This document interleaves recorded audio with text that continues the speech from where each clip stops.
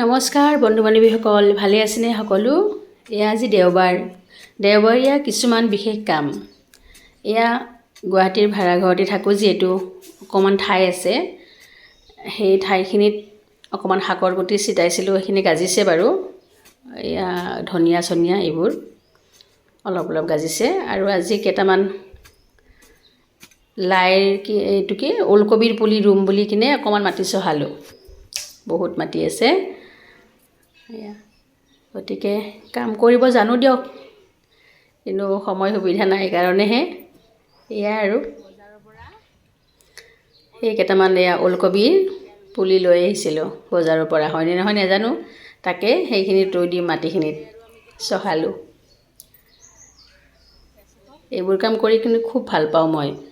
ফুল ৰুই শাক পাচলি এইবিলাক কৰি পেলাই বিৰাট ভাল পাওঁ, কিন্তু সময় নিমিলে। যেতিয়াই সময় পাওঁ কিন্তু মই এইবোৰ কৰোঁ, বহুত ভাল পাওঁ। খাব নাপালেও যেতিয়া বস্তুটো হৈ উঠিব নহয় নিজ হাতে ৰোৱা, তেতিয়া খুব ভাল লাগে। আৰু এনেকৈ জলকীয়া বেঙেনা বহুত খাইছোঁ নিজে কৰি পেলাই, টাবত ৰুই পেলাই। ভাতকেৰেলা এইবোৰ মানুহজনেও কৰে, ময়ো কৰোঁ, দুয়োটাই। আজি মই ৰাতিপুৱাই উঠি এইখিনি কাম কৰিছোঁ। কাম কৰা অভ্যাস সকলোৰে থাকিব লাগে।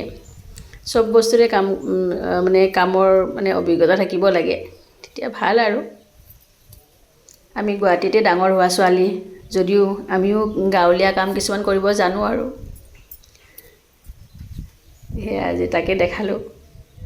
এনেকৈ অলপ এনেকৈ ৰুইছোঁ, কি হয় নাজানো।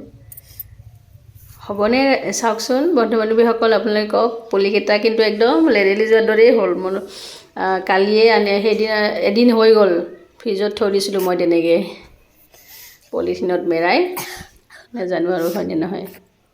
তাকে আজি ৰুই দিলোঁ। কমেণ্ট কৰিবচোন, মই ৰুব জানিছোঁনে জনা নাই, কেনেকুৱা হৈছে। মাটিখিনি অকণমান চহাই লৈছোঁ কোৰেৰে, আৰু এনেকৈ অলপ আধা ইঞ্চিমান দূৰে এনেকৈ ৰুইছোঁ আৰু। ভাল পুলিকেইটা, বেয়াকেইটা ওলকবি হ'লে দেখাম দিয়ক। আজিলৈ এৰিলোঁ, ভালে থাকক।